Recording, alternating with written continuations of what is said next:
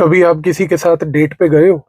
आपने एक चीज ऑब्जर्व करी कि जब भी आप डेट पे जाते हो तो आपका फर्स्ट इंप्रेशन बहुत मैटर करता है। आप अच्छे से सज धज के भी जाते हो, परफ्यूम लगा के जाते हो सकता है तो कई बार शेव करके भी जाते हो, क्योंकि आपका ऑब्जेक्टिव है कि आपका फर्स्ट इंप्रेशन बेस्ट इंप्रेशन हो। जब आप यूपीएससी के आंसर्स लिखते हो तो ये चीज कैसे भूल जाते हो उस टाइम पे? कोई भी आंसर का इंट्रोडक्शन जो होता है वो एग्जामिनर के सामने आपका एक फर्स्ट इंप्रेशन होता है। अगर आपने वो फर्स्ट इंप्रेशन ही खराब कर दिया तो आप सोचिए कि आपको एग्जामिनर मार्क्स क्यों देगा। बहुत सारे बच्चे जब आंसर लिखते हैं यूपीएससी का, उस टाइम पे वो एक पेक्यूलियर प्रॉब्लम क्रिएट करते हैं।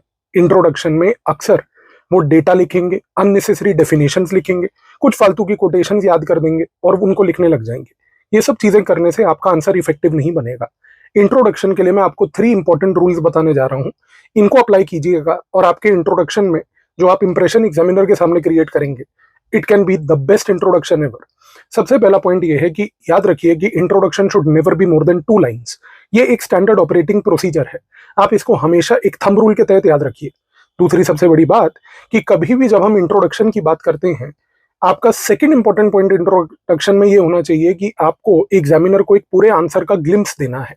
आपको ये बताना है एग्जामिनर को कि वो आपका इंट्रोडक्शन पढ़ के आंसर के पूरे डायमेंशंस और अप्रोच को समझ जाए, क्योंकि अगर वो ये चीज समझ गया तो उस कॉन्टेक्स्ट में एग्जामिनर को ये क्लैरिटी होगी कि आपके आंसर में आगे क्या आर्ग्यूमेंट होने वाला है। और तीसरा सबसे इंपॉर्टेंट, ये चीज इंश्योर कीजिएगा कि जो भी आप वर्ड्स का प्रयोग इंट्रोडक्शन में करते हैं वो अच्छे क्वालिटी के वर्ड्स हों। अच्छे क्वालिटी के वर्ड्स का मतलब नहीं होता कि कोई हाई फाई वोकेबलरी हो, बट वेल कंस्ट्रक्टेड हो, जो कि एक एजुकेटेड पर्सन के हिसाब से एक एजुकेटेड इंग्लिश लैंग्वेज का एक एक्सप्रेशन हो। क्योंकि आपके ये इंट्रोडक्शन की 2 लाइनें पढ़ के एग्जामिनर अपने सबकॉन्शियस में एक डिसीजन ले लेगा कि मुझे इस व्यक्ति को कितने मार्क्स आगे इस पर्टिकुलर आंसर में देने हैं।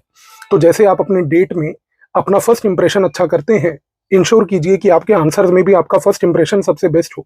और इसको करने के लिए ये 3 रूल्स जो मैंने आपको बताए, इनको नोट डाउन कर लीजिएगा और इंश्योर कीजिएगा कि इसी के बेसिस पे आपके आंसर्स आगे जितने भी हों वो कंस्ट्रक्ट हों।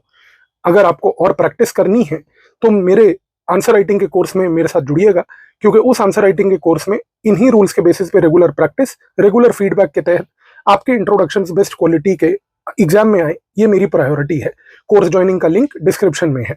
मिलते हैं कल नेक्स्ट वीडियो के साथ कुछ नए पॉइंट्स के साथ। Thank you.